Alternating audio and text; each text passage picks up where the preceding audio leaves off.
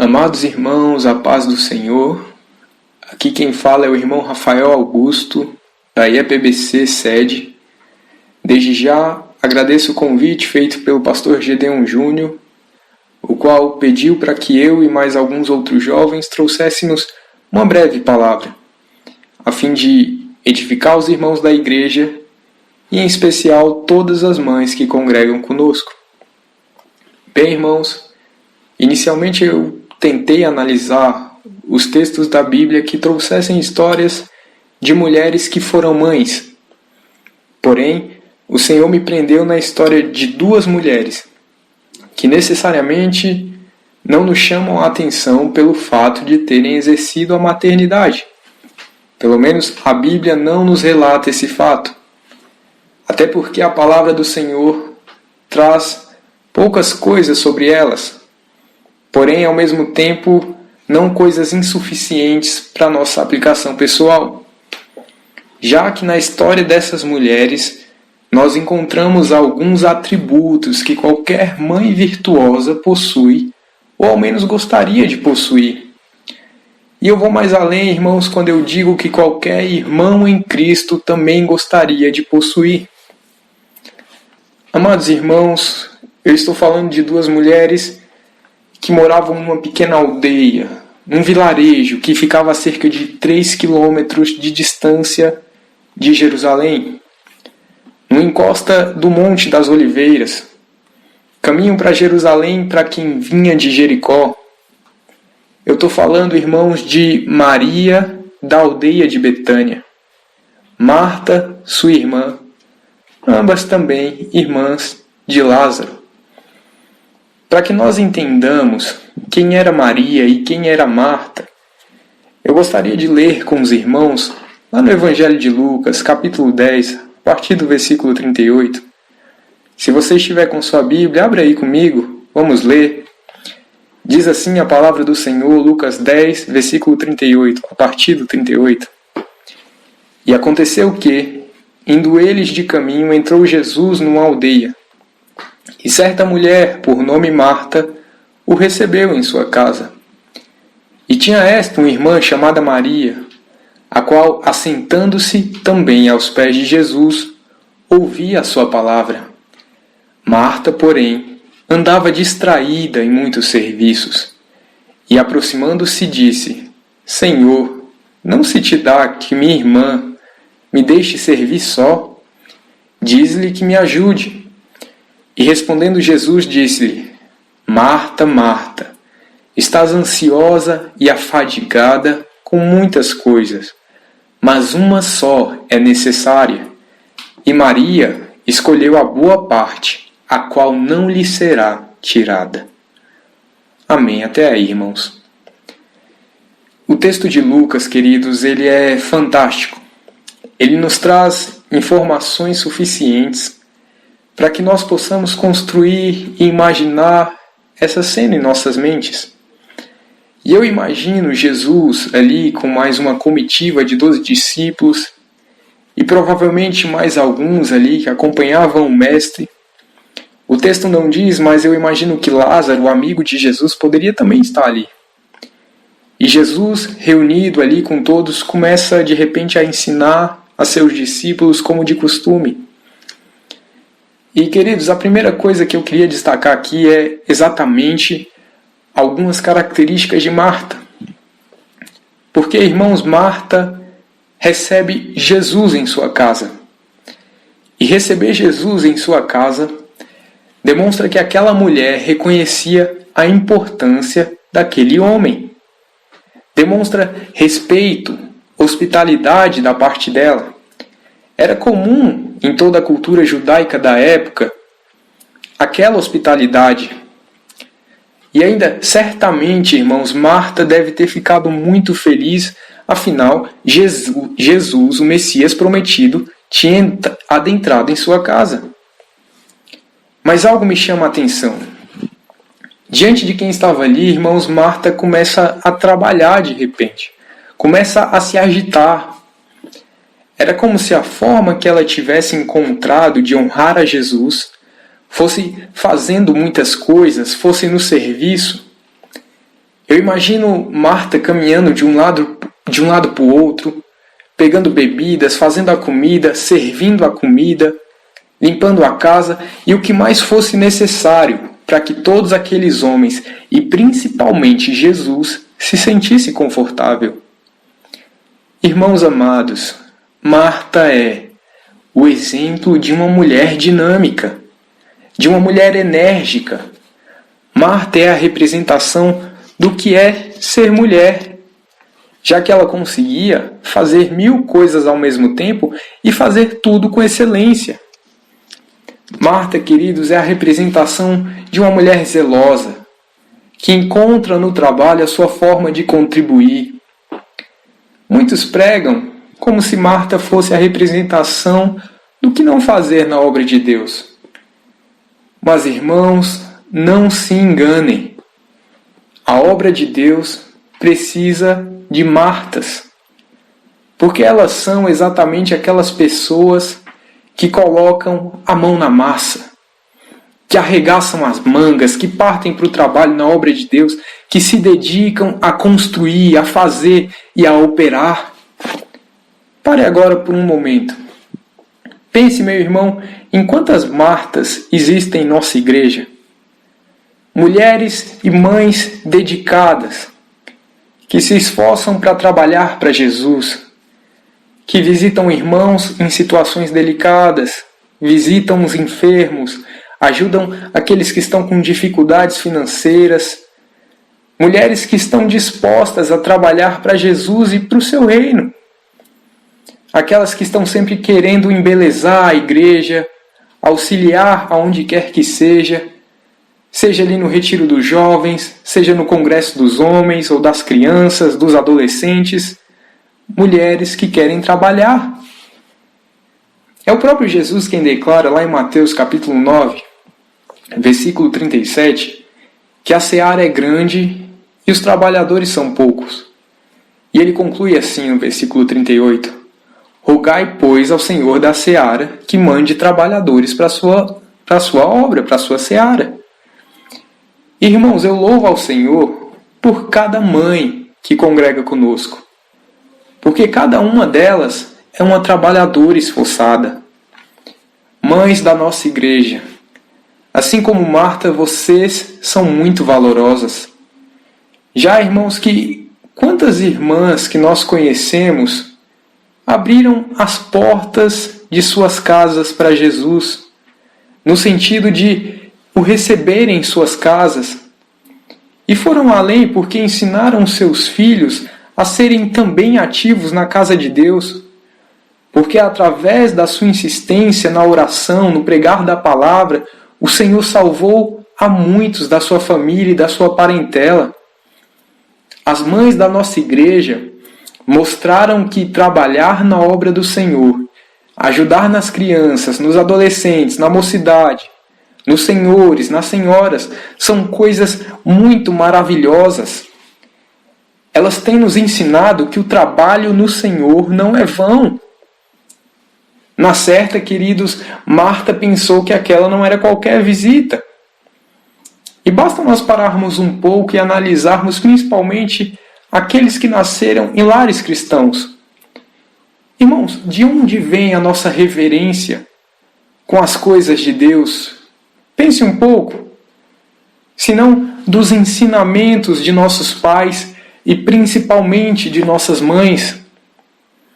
O texto diz que, diferentemente de Marta, Maria, sua irmã, sentou-se aos pés de Jesus para ouvir a palavra.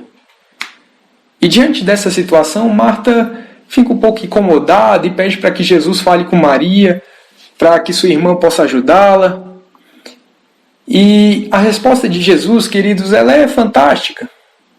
Ele diz assim: Marta, Marta, estás ansiosa e afadigada com muitas coisas, mas uma só é necessária. E Maria escolheu a boa parte, a qual não lhe será tirada. Ah, meus queridos irmãos, não há nada mais prazeroso, não há nada mais revigorante e gratificante do que estar aos pés do Mestre. Quando Maria se coloca aos pés de Jesus, ela se coloca exatamente numa posição de humildade, já que nos pés do Mestre há ensinamento, nos pés do Mestre há renovo, há acalento, há descanso para a alma mais atribulada. Maria, com certeza, ela tinha muitas coisas para fazer juntamente com sua irmã, mas a maneira de honrar a Deus foi se assentando para ouvir Jesus. E assim ela priorizou o reino de Deus. Irmãos, a palavra do Mestre é o que transforma, é o que sara, é o que quebra o coração mais duro. E sabe o que eu aprendo aqui com Maria, irmãos? É que não importa o que nós tenhamos para fazer no nosso dia a dia, existe um momento que nós devemos separar para o Mestre. Que nós precisamos parar tudo o que nós estamos fazendo e dizer: eis-me aqui, Senhor, fala comigo, porque o teu servo ouve. E ouvir aquilo que o Mestre quer falar. E queridos, eu ouso dizer que ele sempre tem algo a nos falar. Irmãos, quantas vezes nós estamos distraídos, preocupados, atribulados, cansados, afadigados, como estava Marta? E tudo que a nossa alma anseia, tudo que a nossa alma requer, é um momento para ouvir a voz de Deus, para saber o que Ele quer de nós. O salmista Davi, em certo momento, indaga a si mesmo, como uma forma de reflexão ali, lá no Salmo 42, versículo 5, ele diz assim: por que estás abatida, ó minha alma? E por que te perturbas em mim? Espere em Deus, pois ainda o louvarei pela salvação da sua face. Ah, irmão, eu louvo a Deus por cada mãe de nossa igreja, que com muito amor nos ensinaram e tem nos ensinado a sermos não somente como Marta, uma trabalhadora dinâmica, mas tem nos ensinado a ser como Maria, alguém que prioriza a voz de Deus e a presença do Senhor. As duas coisas podem sim e devem sim andar juntas. Nós, filhos, quantos de nós podemos falar que nossas mães nos ensinaram a sermos grandes homens e mulheres nesta terra, tiveram paciência com nossas rebeldias ali eventuais, malcriações, e mesmo assim nos ensinaram a parar um momento, se assentar, se ajoelhar aos pés de Jesus e ter comunhão com Ele. Quantos de nós observamos a vida de oração de nossas mães e o amor que emanava de seus corações pela obra de Deus, pelos irmãos, pelo próprio Senhor, e ali na tentativa de imitá-las, nós nos tornávamos servos mais dedicados. Queridos, de nós, em momentos de tristeza, talvez de desilusão, ao ouvir um testemunho dos nossos pais, não ficamos ali com a nossa fé fortalecida, com as nossas forças revigoradas. Irmãos, vocês podem ter sim muitas coisas materiais e terem conquistado os grandes títulos acadêmicos, dinheiro, terem se tornado cidadãos exemplares. Vocês podem possuir muitas coisas e muitos amigos, mas principalmente sejam gratos àquelas pessoas que foram colocadas nesta terra por Deus e que lhes ensinaram a escolher a boa parte que não pode ser tirada, que são simplesmente os ensinos de Jesus através de sua palavra ministrada em nossos corações. Portanto, meu amado irmão, minha amada irmã, honre sua mãe enquanto ela está viva. Lhe ofereça o melhor que você pode oferecer. Cuide dela assim como ela cuidou de você um dia. É o apóstolo Paulo que aconselha a cada filho, lá em Efésios capítulo 6, quando ele diz: filhos, obedecei a vossos pais no Senhor, porquanto isso é justo. Honra a teu pai e tua mãe. Este é o primeiro mandamento com promessa, para que vivas bem e tenhas vida longa sobre a terra. Filhos que estão em nossa igreja, não se esqueçam da mulher de Deus, que um dia te amou, a ponto de abrir mão muitas vezes de sua carreira sólida, de abrir mão do seu tempo, de poder um dia ter viajado para muitos lugares, de comprar o melhor para ela, muitas vezes simplesmente só para te dar um presente simples, mas que fosse te fazer sorrir, para te dar um momento ali de alegria. Lembre-se daquela que um dia lhe apresentou o Pai de amor, através do qual hoje você é abençoado todos os dias e que principalmente lhe garante a vida eterna. Irmãos, essas duas mulheres nos ensinam algo mais. Em outro momento, o irmão delas, Lázaro, morre. E Jesus, após 4 dias, vai ali onde elas moram, em Betânia. E quando Jesus chega ali, as duas irmãs se apresentam para o Mestre. E Marta declara assim, está lá em João capítulo 11, versículo 21. Senhor, se o Senhor estivesse aqui, o meu irmão não teria morrido. Mas eu sei que mesmo agora não é tarde demais, pois tudo o que pedires a Deus, Ele te dará. Mas eu também sei que mesmo agora não é tarde demais. Perceba, queridos, que Marta, que muitos lembram somente por estar ocupada, trabalhando, e muitos dizem na hora errada, nesse episódio ela nos mostra que também era uma mulher de grande fé. Irmãos, Marta tem muito em comum com as mães das nossas igrejas. Mulheres trabalhadoras, mas que ao mesmo tempo são cheias de fé. Ora, a fé é o firme fundamento das coisas que se esperam e a prova das coisas que não se veem. Diz o escritor aos Hebreus lá no capítulo 11, e os irmãos conhecem o texto. Irmãos, a fé é o que nos faz encarar as adversidades com esperança, já que nós sabemos quem é o autor e consumador da fé. É Jesus. E se nós temos fé, nós sabemos que por intermédio de Jesus tudo correrá bem. E Marta acreditou nisso. Marta acreditou que Jesus poderia mudar tudo e qualquer situação adversa, inclusive a morte do seu irmão Lázaro.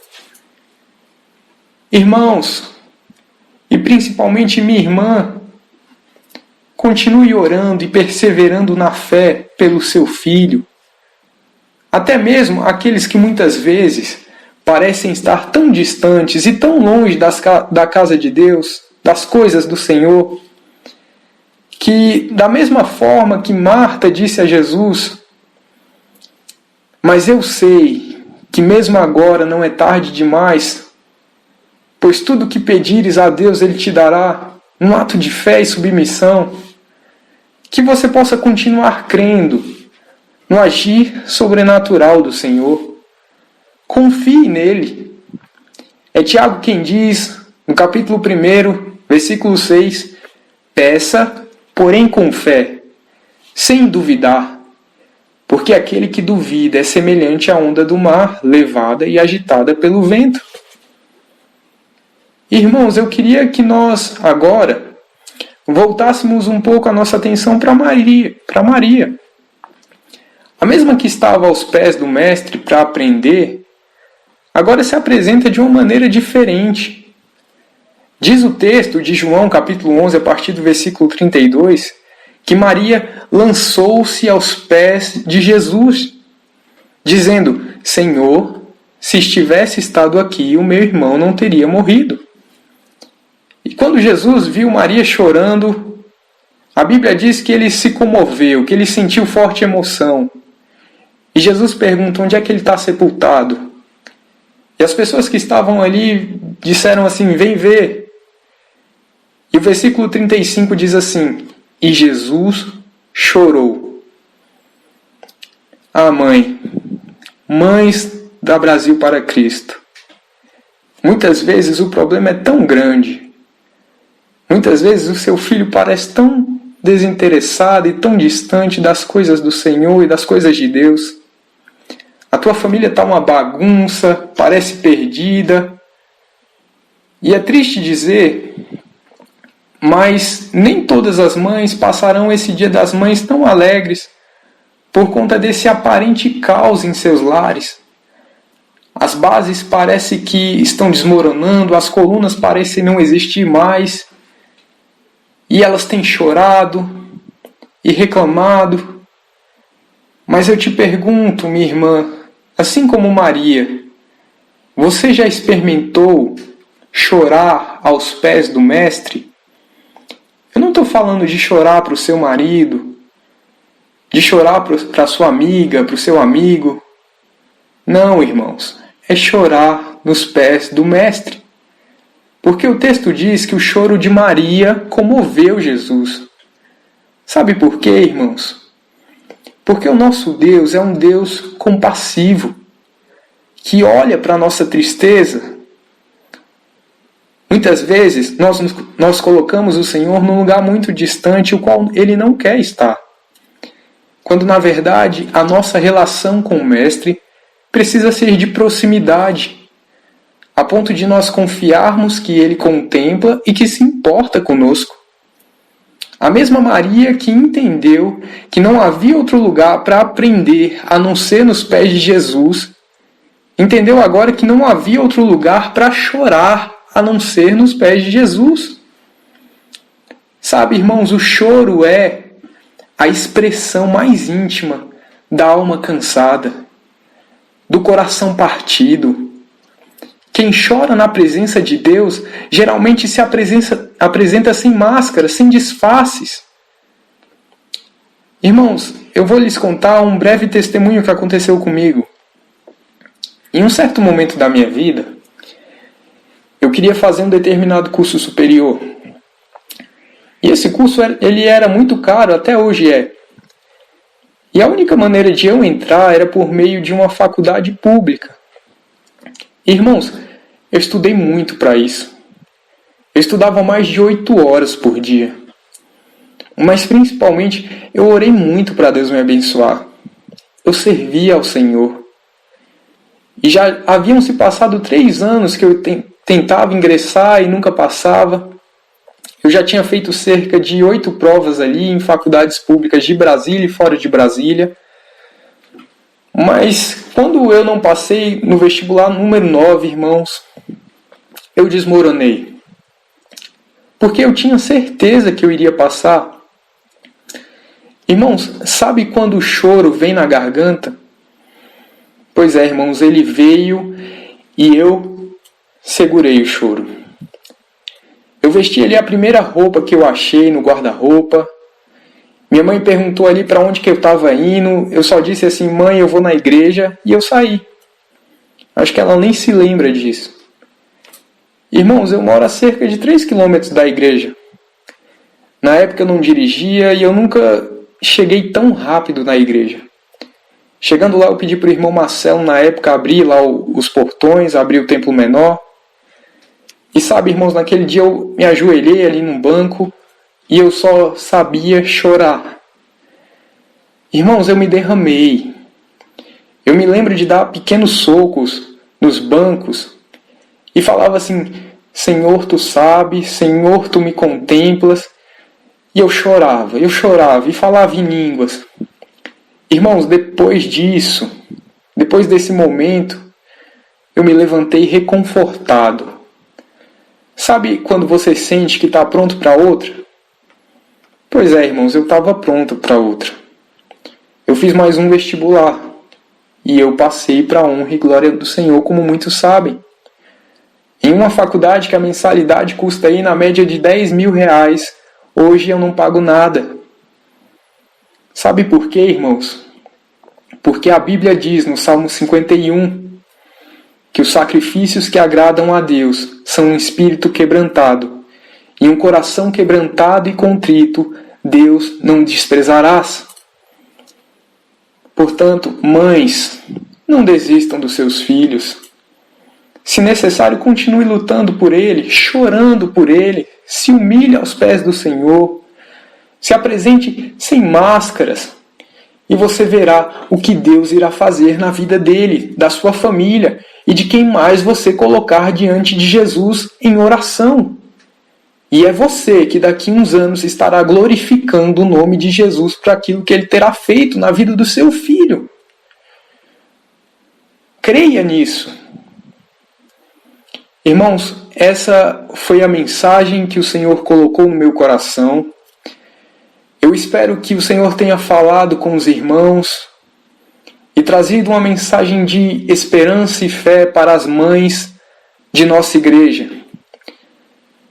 Irmãs, continuem se dedicando, tendo o dinamismo de Marta para a obra do Senhor e nos seus lares, a mesma fé que Marta apresentou, que vocês continuem priorizando a presença do Mestre como fez Maria, e sempre orientando seus filhos e a sua família nos ensinamentos dele, do Mestre.